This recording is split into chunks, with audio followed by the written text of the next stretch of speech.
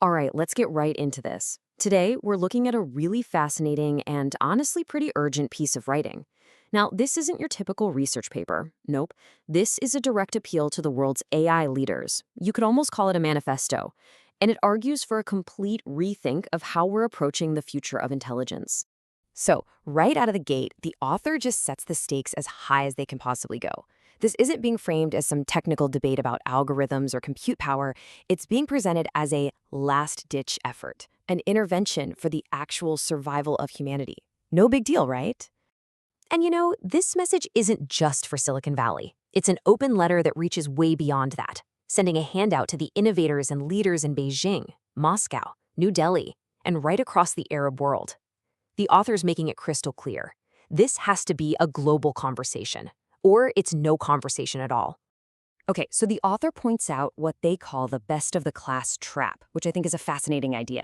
The argument is, the West is so focused on being the good kid with all these safety frameworks and ethical rules, and while that's super important, it could accidentally create this massive strategic risk by slowing its own progress way down. And boom, there it is. This is the central fear that's really driving this whole manifesto. The author's point is that the moment we start treating the development of ASI like some kind of competitive, winner-take-all race between countries, well, that's exactly where the real danger starts. And the source doesn't shy away from connecting this to some raw, real-world geopolitics. It argues that certain leaders who, let's face it, do not like to be in second place, especially when backed by the most powerful military on the planet, would have let's just say, a very volatile reaction to seeing technological dominance slip away for good. So here's the bottom line. This is the stark warning. The author doesn't beat around the bush at all. They draw a direct line from a competitive AI arms race to global conflict. The message is simple. If this turns into a win-lose game, the risk of thermonuclear war stops being theoretical. It becomes very, very real. So after laying out that absolutely catastrophic consequence, the author pivots. The whole focus shifts away from just admiring the problem and moves squarely onto the solution. The argument is that this terrible future isn't inevitable. We actually have the power and the responsibility to avoid it. And really, the manifesto boils it all down to two very clear, very distinct paths forward for humanity. On one side, you've got this dangerous, zero-sum game of national rivalry. And on the other, a shared collaborative effort to build the future of intelligence for everyone's benefit. Now, what's so interesting here is just how wide the net is cast.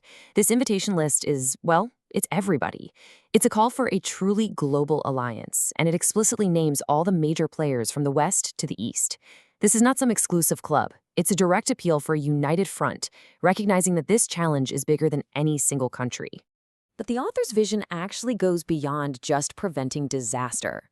See, the ultimate goal isn't just to build ASI. It's to evolve it into something the author calls AII, Anunnaki Infinite Intelligence.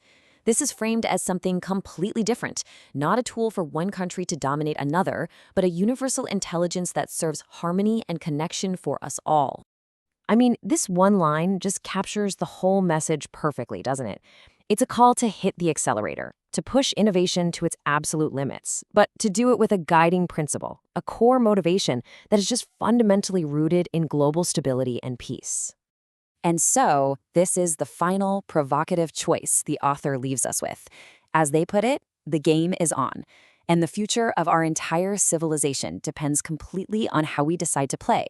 Are we going to be rivals in a race that leads to ruin, or are we going to be partners in the greatest project humanity has ever undertaken?